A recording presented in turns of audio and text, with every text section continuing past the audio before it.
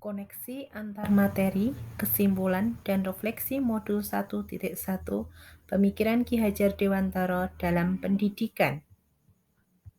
Assalamualaikum warahmatullahi wabarakatuh. Perkenalkan, nama saya Ismailia Nur Amin. Saya adalah CGP Angkatan ke-8 dari Kabupaten Boyolali. Saya sendiri adalah seorang pendidik di Taman Kanak-kanak atau PAUD, Pendidikan Anak Usia Dini. Pada kesempatan kali ini, saya akan memaparkan tentang koneksi antar materi, kesimpulan, dan refleksi modul 1, yaitu Pemikiran Ki Hajar Dewantara dalam Pendidikan. Ki Hajar Dewantara adalah salah satu pahlawan nasional yang dimiliki negara Indonesia. Beliau adalah pahlawan dalam bidang pendidikan. Beliau mendirikan Taman Siswa, suatu lembaga pendidikan yang memberikan kesempatan bagi para pribumi untuk bisa memperoleh pendidikan seperti halnya para priayi maupun orang-orang Belanda pada masa penjajahan. Menurut saya, trilogi pendidikan menurut Ki Hajar Dewantara adalah intisari dari pemikiran beliau dalam dunia pendidikan. Ing ngarsa sung tulodo, di depan menjadi teladan atau di depan menjadi contoh. Sebagai guru, kita adalah contoh utama bagi peserta didik kita. Sebagai guru, segala sesuatu yang kita lakukan akan sangat berdampak kepada anak didik kita. Keteladanan ini berkaitan erat dengan budi pekerti atau sikap perilaku, di mana budi pekerti merupakan fondasi awal untuk menanamkan karakter anak dalam dunia pendidikan.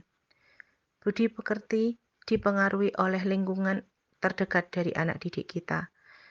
Ketika di sekolahan tentunya pendidik menjadi figur utama dari keteladanan yang didapatkan siswa. Akan tetapi di lingkungan sosialnya, keluarga berperan sangat besar menjadi keteladanan bagi anak didik kita. Yang berikutnya adalah ing madya mangun karso, yang berarti di tengah memberi bimbingan. Tugas kita sebagai pendidik adalah membimbing putra-putri kita, peserta didik yang kita hadapi di sekolahan.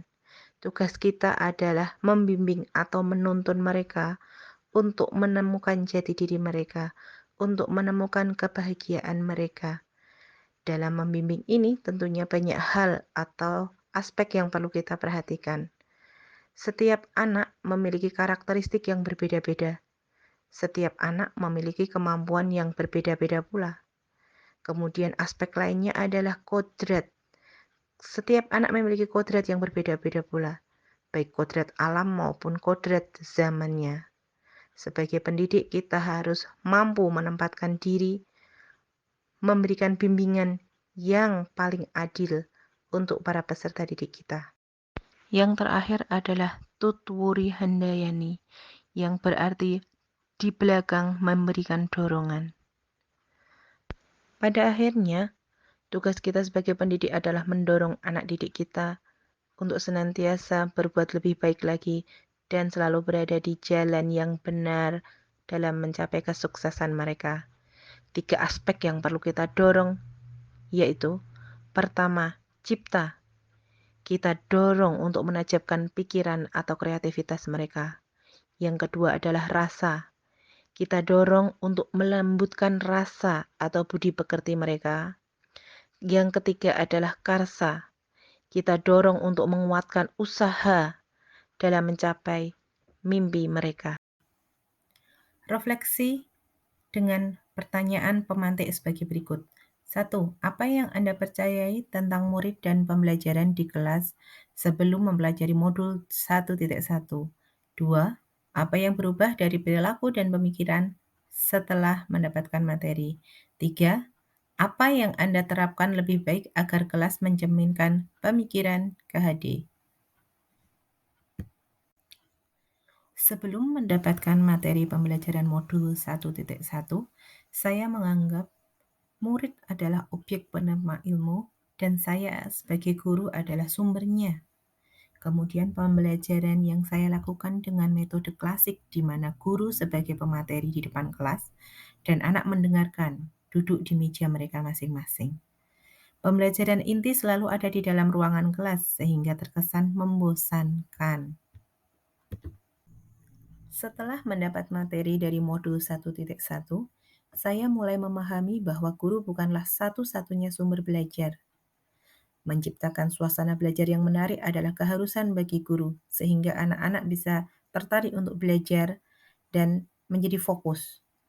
Kemudian menciptakan suasana yang nyaman akan lebih baik lagi pada proses belajar, sehingga menciptakan suatu proses yang bermakna bagi anak didik kita.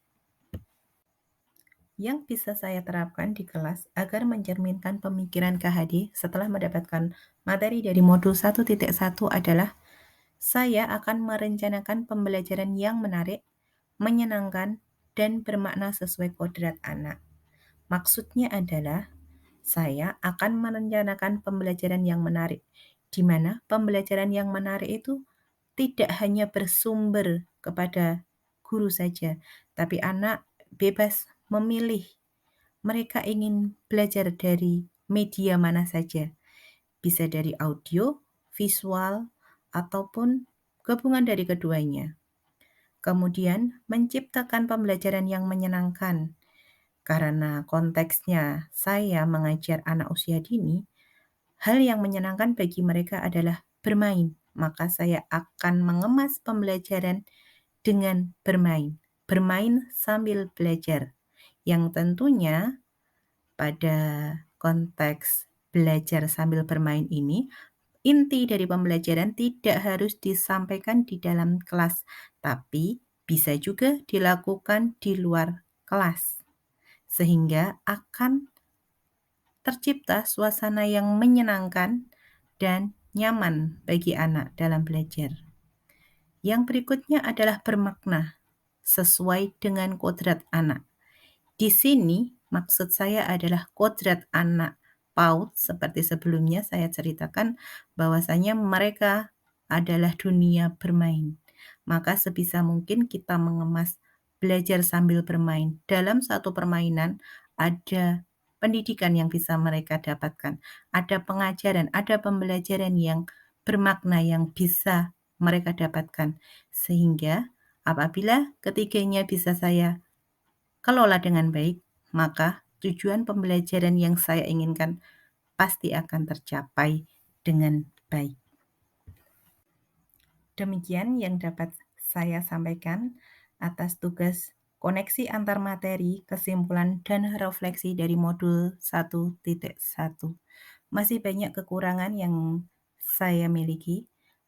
Apabila ada salah kata, saya mohon maaf. Wabillahi taufiq wal hidayah. Wassalamualaikum warahmatullahi wabarakatuh.